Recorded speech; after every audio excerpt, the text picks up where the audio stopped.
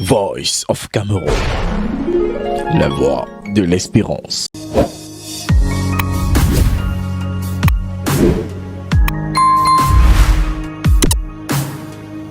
La disponibilité et l'accessibilité des produits de santé reproductive, objet de la signature d'une convention de partenariat entre le ministère de la Santé publique du Cameroun et le Fonds des Nations Unies pour la population. Le droit à la procréation, la vie au lieu de la mort dans les maternités, la planification familiale au goût de chacun et la proscription de la violence basée sur le genre.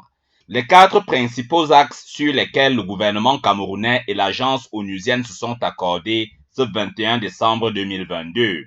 Un engagement en droite ligne avec les aspirations formulées par le chef de l'État pour un Cameroun qu'il souhaite émergent. Le président de la République, son Excellence Paul Biya, projette, n'est-ce pas, à l'horizon 2035, l'émergence de notre pays. Mais nous ne pouvons pas avoir de l'émergence si toutes les conditions ne sont pas remplies. Et pour remplir les conditions, il faut qu'on ait des femmes et des hommes en santé qui puissent produire de la richesse.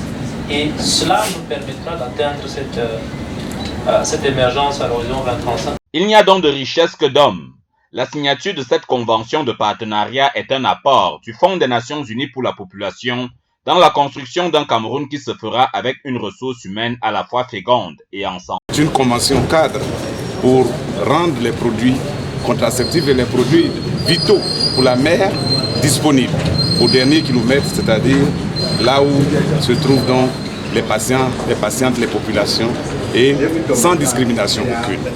Promesse a été faite par le partenaire onusien d'accompagner fidèlement le Cameroun dans l'implémentation de sa stratégie nationale de développement à l'horizon 2030 ainsi que de sa stratégie sectorielle de santé.